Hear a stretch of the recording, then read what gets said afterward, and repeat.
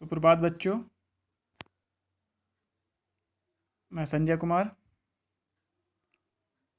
आज भूगोल विषय के अंतर्गत हम जिस प्रकरण का अध्ययन करेंगे वह है मानचित्र अध्ययन। बच्चों, बोर्ड परीक्षा में जो मानचित्र है वो 5 अंकों का पूछा जाता है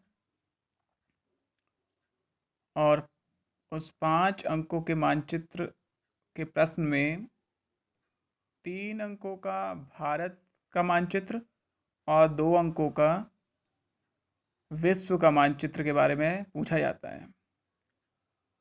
और मानचित्र अध्ययन जो है वो काफ़ी महत्वपूर्ण है, क्योंकि भूगोल के अंतर्गत 5 अंकों का यह प्रश्न आवश्यक रूप से पूछा जाता है और आपको इसका अध्ययन करना चाहिए। 5 अंक भी अपने आप में काफ़ी महत्वपूर्ण होते हैं। तो आज हम अध्ययन करते हैं भूगोल विषय के अंतर्गत मानचित्र का। और आज जो हम अध्ययन करेंगे इस प्रकरण में मानचित्र के अध्ययन के अंतर्गत आज हम भारत के प्रमुख बंदरगाह और पतन का अध्ययन करेंगे। तो बंदरगाह और पतन लगभग एक ही होते हैं, लेकिन कुछ उनके अंदर मौलिक अंतर होते हैं। बंदरगाह अगर हम बात करें, जिस प्रकार से हमारे परिवहन के विभिन्न विधाएं हैं, परिवहन के विभिन्न साधन हैं, विभिन्न प्रकार से परिवहन किया जाता है। अभी अब परिवहन के बारे में विस्तार पूर्वक भूगोल के अंतर्गत अपनी जो 2 पुस्तकें हैं, मानव भूगोल के मूल सिद्धांत और भारत लोक और अर्थव्यवस्था, इन दोनों ही पाठों में परिवहन से संबंधित आपके पाठ हैं, क्योंकि परिवहन भूगोल भी मानव भूगोल का ही एक अंग है, एक क्षेत्र है जिसका अध्ययन किया जाता है। तो हम भारत के प्रमुख बंदरगाहों की बात कर रहे थे। मैं आपको विभिन्न प्रकार की विधाओं के बारे में बताया था परिवहन की। तो जो परिवहन के विभिन्न प्रकार हैं, उसी में से एक प्रकार है आपका जल परिवहन। और जो जल परिवहन है वो बहुत ही सस्ता, यानी जो अन्य आपके परिवहन के साधन हैं, जैसे कि वायु परिवहन या सड़क परिवहन, या जिसे हम स्थल परिवहन भी कह सकते हैं। इसके अलावा एक चौथी विधा भी है जिसे हम पाइपलाइन परिवहन भी कहते हैं, या चौथा प्रकार कहते हैं इसको परिवहन का। परिवहन के इसी प्रकार के अंतर्गत एक प्रकार जिसे हम कहते हैं जल परिवहन, तो सबसे इन सभी की अपेक्षा सबसे सस्ता है, क्योंकि इसके लिए मार्ग बनाने की आवश्यकता नहीं होती है और बहुत अधिक सामान एक देश से दूसरे देश या एक राज्य से दूसरे राज्य, जहाँ पर जलीय सीमाएं मिली हुई हैं, वहाँ पर इन बंदरगाहों और इन पतनों की सहायता से सामान को, यात्रियों को एक स्थान से दूसरे स्थान तक पहुंचाया जाता है।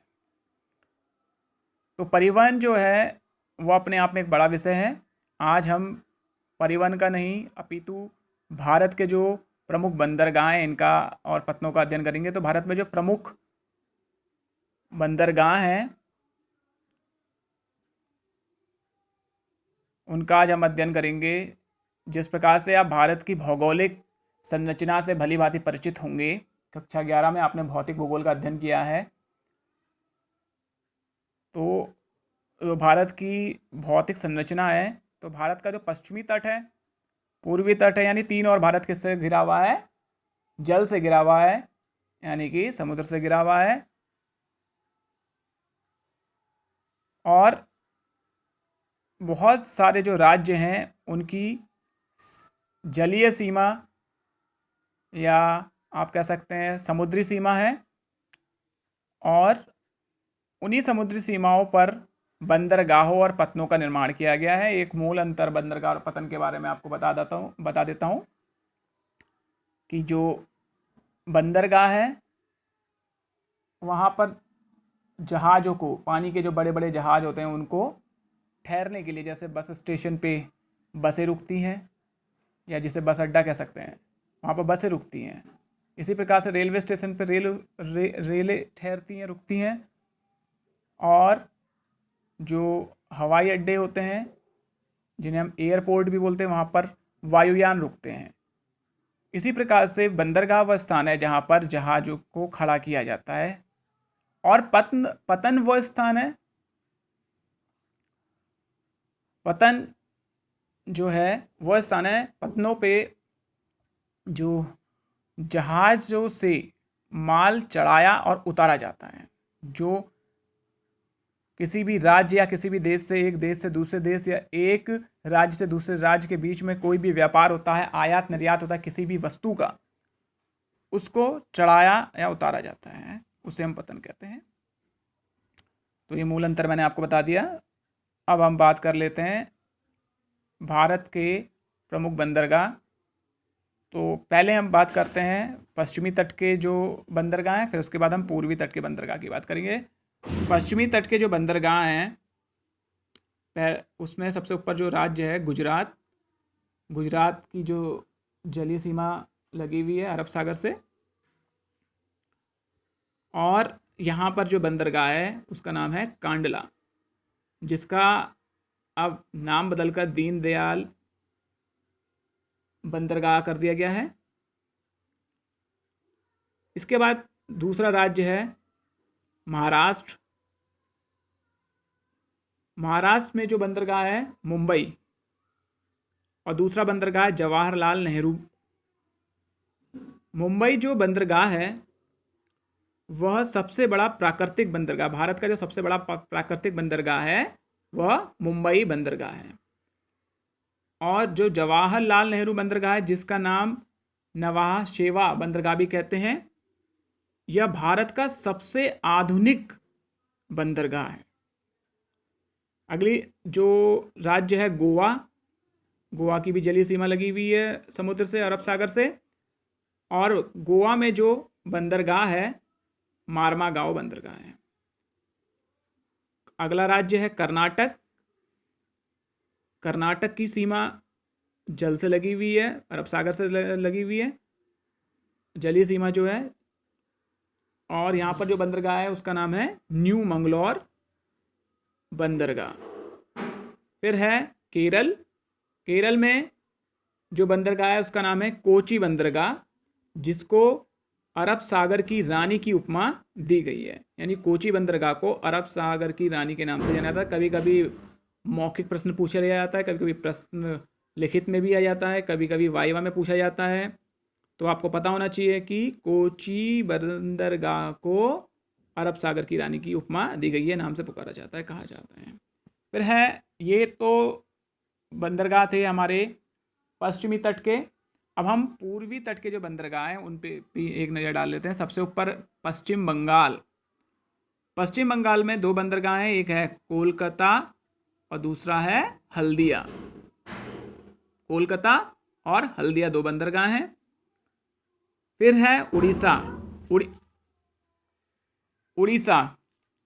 उड़ीसा में जो बंदरगाह है उसका नाम है पारादीप बंदरगाह। फिर है आंध्र प्रदेश। आंध्र प्रदेश में जो बंदरगाह है उसका नाम है विशाखापट्टनम। विशाखापट्टनम जो है वह भारत का सबसे गहरा बंदरगाह है, गहरे पानी वाला बंदरगाह, यानी इसकी गहराई अधिक है अन्य भारतीय बंदरगाहों की अपेक्षा या उनकी तुलना में। और सबसे ज़्यादा जो बंदरगाह वाला राज्य है वह है तमिलनाडु। तमिलनाडु में 3 बंदरगाह हैं, चेन्नई बंदरगाह, एन्नोर बंदरगाह और तूतीकोरिन बंदरगाह। तो ये आपके बंदरगाह जो पूर्वी तट के बंदरगाह थे और पश्चिमी तट के बंदरगाह थे, इन सब के बारे में मैंने बता दिया है। आप इनको अपने एक मानचित्र में भरेंगे और दर्शाएंगे। जिस तरीके से मैंने दर्शाया इस प्रकार से ना दर्शाएं, केवल आप राज्यों के नाम लिखें और राज्यों, जहाँ पर राज्यों की स्थिति वहाँ पर उनके नाम लिख के ब्रैकेट में इन बंदरगाहों के नाम लिखें, ब्रैकेट में, ठीक है। और इसको याद भी रखें, अगले पार्ट को हम अध्ययन करेंगे अगले वीडियो में। फिलहाल इस मानचित्र को आप भली भांति अध्ययन कर लें और इससे संबंधित जितनी भी मैंने जानकारियाँ दी हैं उनको याद रखें और इसको भर लें, परीक्षा में पूछा जा सकता है। धन्यवाद, आपका दिन शुभ हो।